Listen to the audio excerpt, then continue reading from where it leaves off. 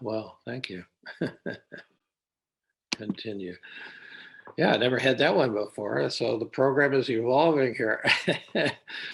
I want to run just like a minute experiment of physical experiment because I want to talk today about science and faith.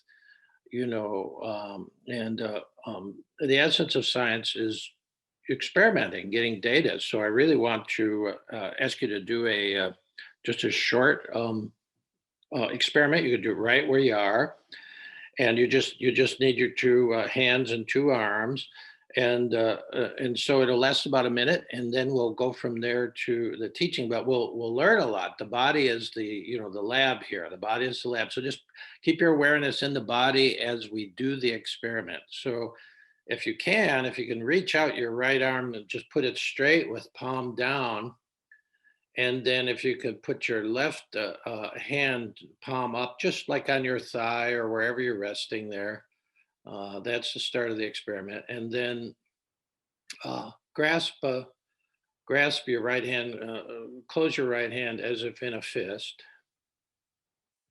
Okay, so that's where we are, and just start to put your awareness in your whole body, but keep half your awareness on the right side and half on the left side, and then tighten the fist a little bit.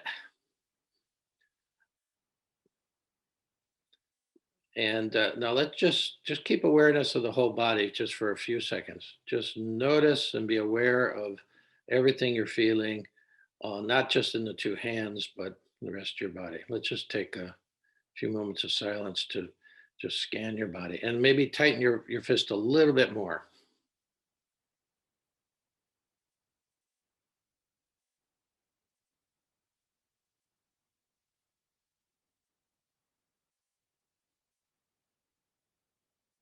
Notice how it feels on the right side of your body, how it feels on the left.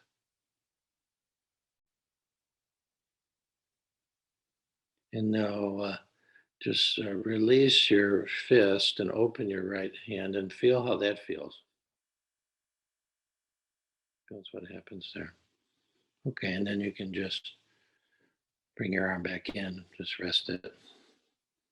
Now that's you may be able to comment when we get to the third part, which is the contemplative conversation. But I'll just give you the data from my body on this experiment. Uh, I could feel the tension in my body, not just at the wrist, but even in that short period of time, going all the way up my arm, almost to the back of my neck, and even the torso was tense over here, and not so on the left side of the body. You can chip in later when we were going back and forth on this experiment, but this experiment I think shows you uh, a concrete example of the difference between belief and faith. Because a lot we use these, we you know the prop. I don't know, 70-80% of our problems and dust ups and wars and whatever come from the way we define words. And we think belief and faith is the same thing. Well, it really isn't. When I'm talking about science and faith, I'm choosing my words um, carefully. Science means knowledge, and it has to do with experiment and the data. And these two different things we had, this and this is belief. This is faith. Belief is holding on to something and unwilling to let it go.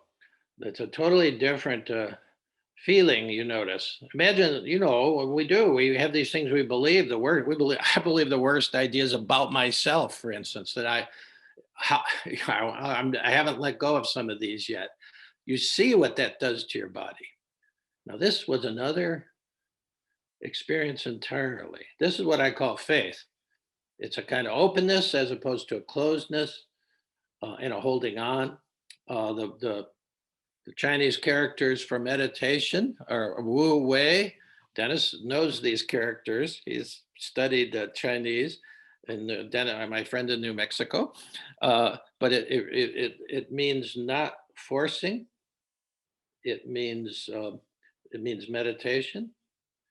Uh, in Chinese, they say the open hand, this openness. It's also faith. It's a good image of faith that you're open to the data. So that's what I mean when I talk about faith, not any particular creed or anything. It's certainly not a belief. When I go back to my first teacher in Zen meditation, Suzuki Roshi, he wrote at one point in Zen Mind Beginner's Mind, he said, it's absolutely imperative that you believe in nothing. I couldn't put that together. I'm reading this as a, starting teaching. It was what I was reading when I was teaching. I was so stressed out. I was stressed out because I was trying to control the kids. I had 5 classes of of 30 kids, these wild Texan cowboys, 10th graders like Dennis and Tommy, and, trying to control it, and I had to learn a whole different way of relating to not only my classes, but life. I wanted to create a class like this, say, rather than like this. And that was really the work of my life, still doing it here, trying to have a meeting that is more like this than like this. And this is all about control.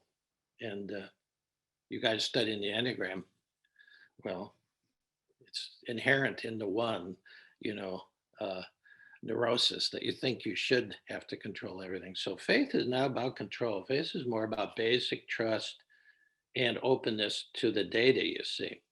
So uh, I want to give you a definition of faith that works for me. Uh, it's to choose the most meaningful hypothesis and to live as if it's true. Think about that. Faith. I think faith is we've all lived in the world enough time to have seen and gone through many different hypotheses or worldviews about what this is all about. And I'm going to just try to narrow that down to 4, because I think there's 4 major hypotheses about what all of this is about. And they would go like this. And I'll preface it by saying it's up to you. You have the right to choose which of these hypotheses seems the most meaningful to you, and then to choose to live it. That's what a faith is. Faith isn't just something you believe or it's on paper. I was born a Catholic, Roman Catholic, in Chicago, 1949. You don't have to, that's not the point. The point is, yes, this is my worldview. This is my hypothesis. This is how I think one should live in this world, in this cosmos. So the first one would be that there is no God at all. That would be the form of atheist. Okay, and preface this by saying no, you can't prove any of them. Can't prove one is better than the other. It is important to look at the choices and then choose the most meaningful one, and then live it and see what the data is from living according to this hypothesis. I mean, science, if it's truly science, you don't know what the results of trying to run this experiment, you see. So the first one would be there is no God. There is no transcendent kind of order here. Okay, so that's one. The second one would be there's a lot of gods. That would be polytheism. So we have atheism, then we have polytheism. It says there's a lot of gods. Hindu religion would be a good example, and maybe the oldest organized religion on the planet, that there's a lot of gods. Third one would be that there's one God, and the 3 Middle Eastern religions are good examples of that. Judaism, Christianity, and Islam. They believe they fight over the name of it. They kill one another. That's the other thing about belief. It forms a fist, and with a fist, if somebody doesn't believe the way you believe, battle of beliefs, as opposed to faith. See, as opposed to faith. So the 3, what they call them, Abrahamic religions, believe that there's the one God. So there's no God, many gods, one God. And then there's the mystic worldview, the mystic hypothesis, that would be shared across all various cultures and traditions. I could name 10 different kinds of mystics from all traditions, but they share this worldview. No God, many gods, one God. For the mystic, there's only God. Only God. Everything is sacred. That's what they call in the Greek language theophany. You see God in everything. It's just, that's the mystic tradition. So those are four possible hypotheses: that there's no God. Stephen Colbert commented on agnostics. Somebody asked me one time, what about agnostics? And Colbert put it right. I think he said agnostics are atheists without balls. You know, so I mean, I don't know. Yeah, well, I mean, that might actually be your felt experience of it, but I think if you look at the four hypotheses that basically have existed in all time, then you can decide, well, which one of those are the most meaningful? Which one of those do I want to live as if it were true? And then see what that life feels like, the felt sense of a life. That's your data. Okay, that's your data. And again, there's no proof that one is better than the other. I've had atheists come here. I've had people of all those worldviews actually come here. And I welcome them all. It's your choice again. So faith is a choice, and you choose the worldview or the hypothesis of how to relate to all this. And then you live it though. And then look at the data. And then you might say, that one's not working out. Let me try this one. Okay. So I think that gives you some ideas of how really faith and science are not only not antagonistic to one another, they're actually the same. Because if you're a contemplative in any tradition, you're running the experiments. In a few minutes, we'll run the basic experiment of contemplatives, which is of the mystics anyway. Yeah. So here's a poem. This is the poem I want to use today, and it's from my worldview. It's a poem from my worldview, which is the mystic worldview. Okay, it came from teaching the Gospel of Mark to junior high kids year after year, and getting in trouble every year in this Catholic school for teaching the Gospel of Mark, because Jesus was like John Lewis. Jesus was good trouble for all the religious people of the day. He was creating good trouble, and so I was at the lunch table towards the end of teaching this one year, and this is sort of the way I am. I just wanted to boil down the Gospel of Mark and be able to put it on an index card. It's the shortest of the Gospels for one thing, but I wanted to actually get the heart of it. And so I actually wrote these lines on my lunch bag with a crayon. And when I wrote the first line, I sort of paused because it seemed like heresy. It went like this: the Beatles were wrong. Well, right away that seemed like, I can't go there. I can't go there. The Beatles were wrong, but it started to come out that way. The Beatles were wrong when they sing, "All you need is love." There is no need. There is no need. All there is love and a resistance to it. I think that's the essence of not just the Gospel of Mark, but perhaps all of the Gospels, all of Jesus's teaching. The Beatles were wrong when they sang, "All you need is love." There is no need, no need. All there is love. And, big and our resistance to it. Now that's a mystic viewpoint. That's the world I live in, but it doesn't have to be yours. But I think that it brings up a kind of interesting question, anthropological, theological question about human beings. Why do we resist the thing we're looking for? We do, that is another way of talking about the ego. The ego is a resistance factor. See, and not going to let you love me. You can try, but I'm not going to let you love me. We don't say that, of course. We're looking for love, and we're like in a sea of love from a mystic viewpoint, and yet we're resisting it. We're resisting giving it. We're resisting. Maybe we can give it, but the often big givers, ones, twos, nines, those three numbers on the enneagrams, these are people who can give a lot of love, but then to receive it, not so easy. Not so easy. Think about the last time you resisted love. Yeah. But that is really, uh, that is the mystic viewpoint.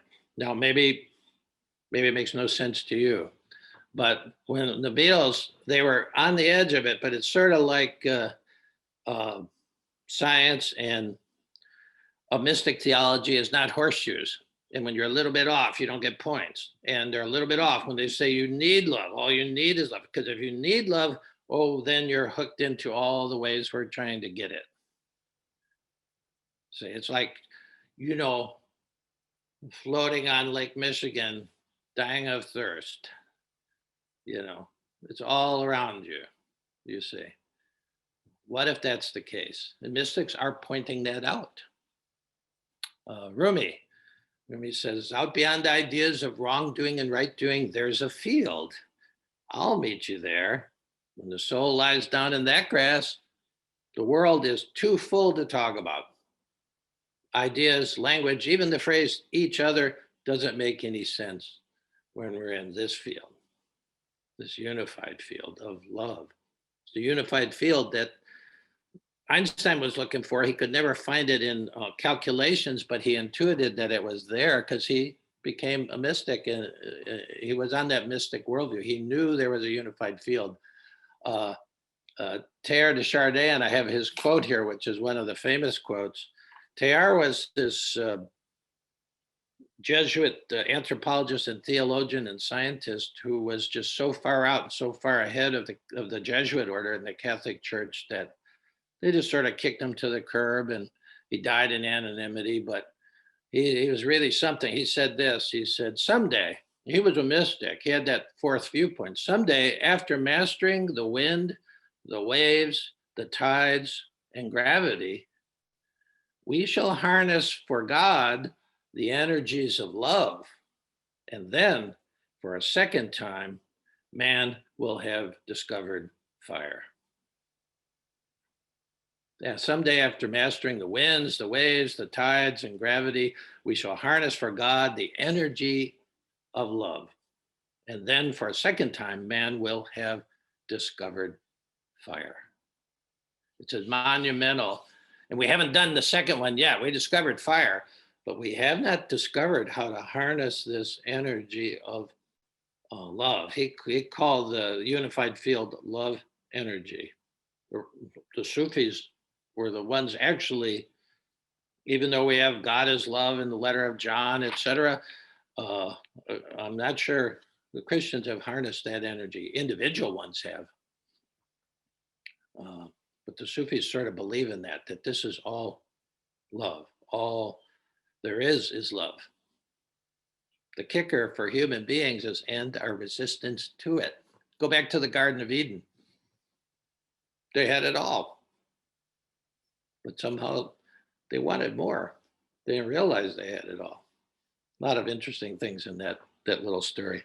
So what we do when, at least I don't know, I sort of guide you into taking this drop into some kind of center that is the center of the deepest consciousness, which is also another thing that Teilhard would have said, that this is the whole universe is evolving towards total consciousness, and that problems we have along the way. I mean, why all this havoc on the planet, all this destruction? All there is love and our resistance to it. Every form of hurt and destruction that we do to ourselves, others, nations do to other nations, we do to the planet, it's a form of resistance from a mystic viewpoint. A form of resistance of love. We could just stop resisting. And St. John of the Cross, who's one of the great mystics of all time in any tradition, uh, I love he has a little core teaching. If you read all of St. John, it boils down to this. He said, where there is no love, put love, and you will draw love out. That's his method for living in this universe. Where there is no love, put love, and you will draw love out. Now you could live that. I recommend it. And give it a decade. You can't be hasty. We try to live life at Google speed. Somebody's mean to you and you love them, and then you get socked in the nose or something. Everybody's experienced that. But yeah, well, that person might be too hurt to even receive your love. Who knows what that is? But try to live that for a decade and come back and check back with me. That would be a really grand experiment. Sure. Well, all right. So we're going to drop into that silence, contemplative silence. And a mystic sees it as you're dropping into the center of all of this.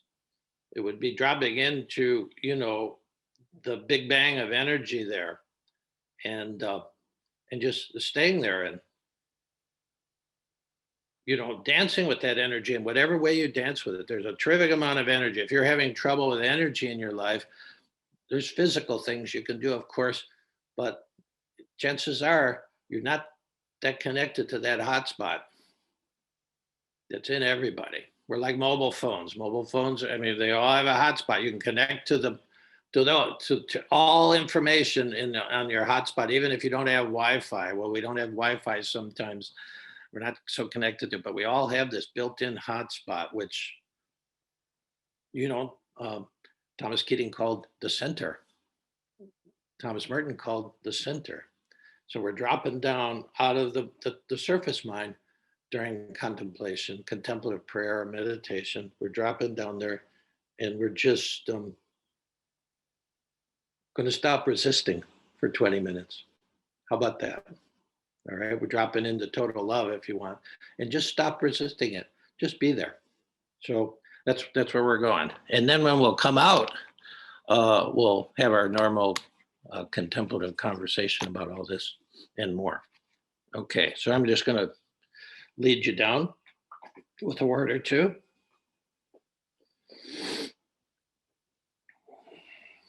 Some of you know this progression, but it sort of takes you down. And during this invocation, if you can breathe the way we started, by just breathing in slowly, fully through the nose, and out fully and slowly through the pursed lips, and just let the words and the breath take you from the surface of things. No matter what your worldview is, it can be helpful.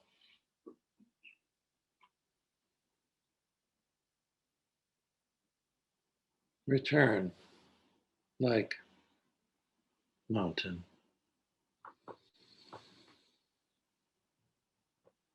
Release like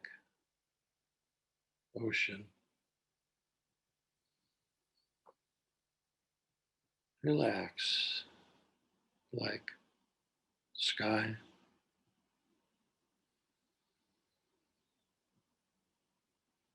And rejoice, for once again, you are present, open, and available to join the celestial dance.